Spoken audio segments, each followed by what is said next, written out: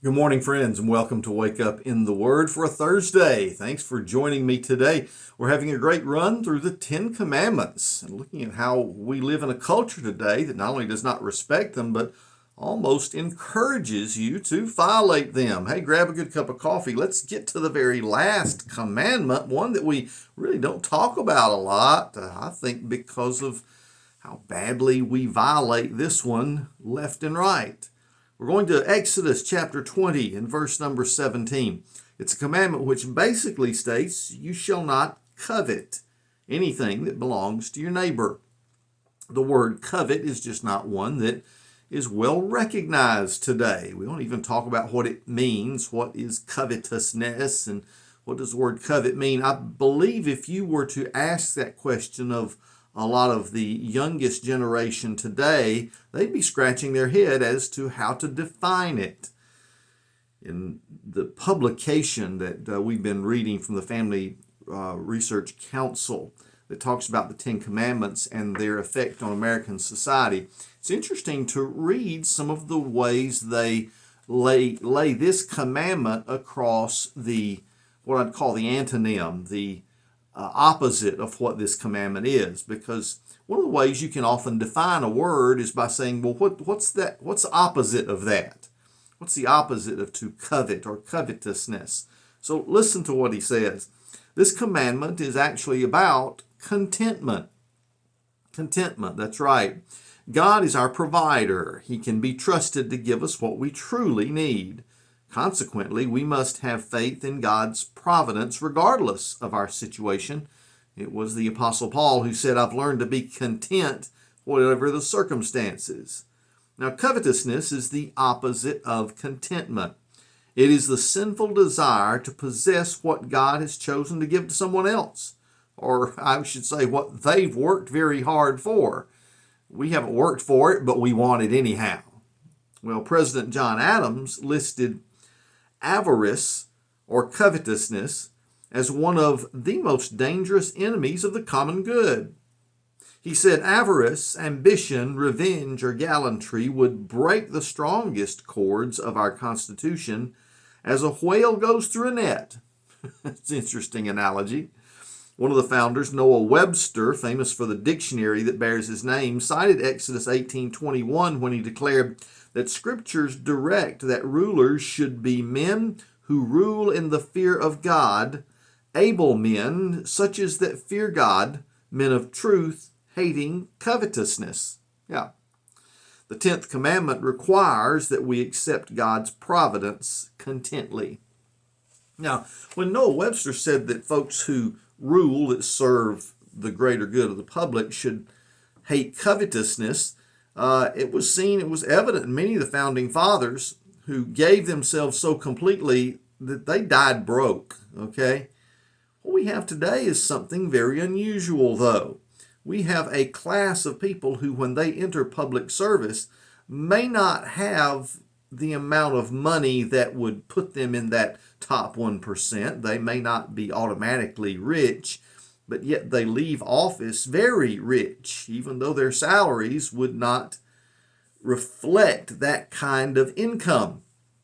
It's a sad thing as you look at the net worth of many of the most famous politicians in our country now of the last 20, 30 years, and see how they have turned their public service into something that's made them millionaires.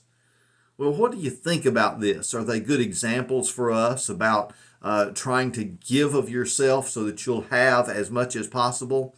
Listen, friends, this is even an infection that has gotten into the church itself, something that is obvious when you look at the net worth of some of the most famous TV preachers, some that preach a false gospel, the prosperity gospel, and other things. Listen, why do you need 5 homes and 2 jets? Give me a break, friends. This makes no sense at all.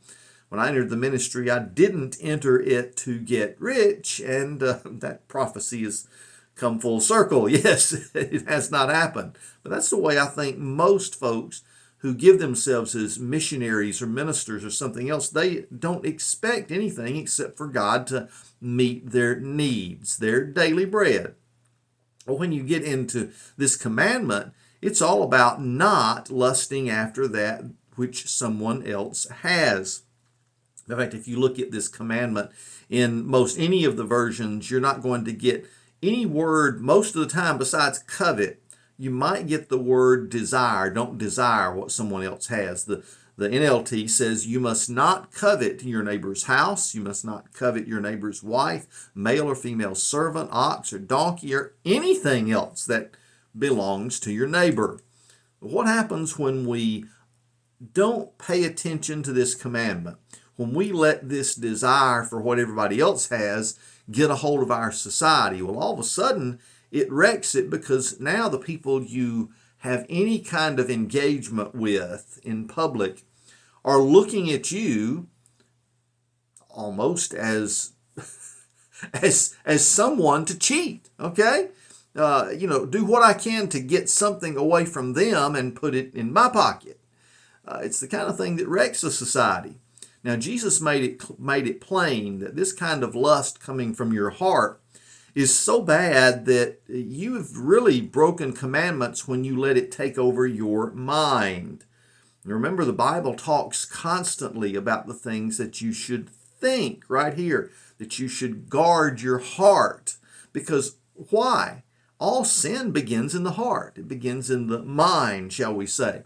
Something that you think about when you are cherishing something that belongs to somebody else. You're setting yourself up to become a thief. In fact, if you look at this 10th commandment, if you violate it, what does it do? It sets you up to break other commandments. In Matthew 5:28, Jesus famously said, I tell you, everyone who looks at a woman lustfully has already committed adultery with her in his heart. So my friends, this is the commandment that talks about the way you're looking at things, at people, at stuff, because lust then begins to drive you to do just what you said you would never do. Oh, I would never do that. I would never steal that. I would never commit adultery with my friend's spouse. And then all of a sudden you let this thing build in your heart and in your mind, and you think about it to where it just becomes natural when the opportunity strikes. Well, in Romans chapter 1, verse 27, it was the Apostle Paul who talked about a depraved generation that's falling under a judgment of God that is scary. And in Romans 1:27, Paul says the men in the same way also left natural relations with women and were inflamed in their lust for one another. So lust is a part of a society that is described in every possible way as reprobate or depraved and owing to the judgment of God. When we get to Colossians 3:5, we see these words, therefore, put to death what belongs to your earthly nature, sexual immorality, impurity, lust, evil desire, and greed, which is idolatry. Now look at how he brings this full circle. If you're allowing these ideas, these feelings in your heart, what you're doing is allowing idolatry. Remember, the very first commandment said, worship the Lord your God and no one else. Well, now all of a sudden, by the 10th commandment, we're looking at the trap that Satan sets up. When you become a worshiper of self, and by worshiping yourself and wanting, I just want what's best for me, well, when what's best for you becomes the most important thing in life, all of a sudden now anything goes. And see, this 10th commandment is so important because if you don't get rid of these desires in your own heart, you don't have that self-control, which comes from worshiping God first and foremost and living a life of contentment, then you can fall into this trap of breaking all the rest of the commandments just because it's what's best for me. Well, friends, I'll tell you what's best for you and for me today, and that's to serve the Lord first and foremost, to get in His Word, understand His principles, and live by them, and live as Paul did when he said, I've learned in whatever state I might be to be content. May you have a contented day in the Lord Jesus today, praising His name and looking forward to His soon return. God bless you. We'll see you again right here tomorrow when we wake up in God's Word.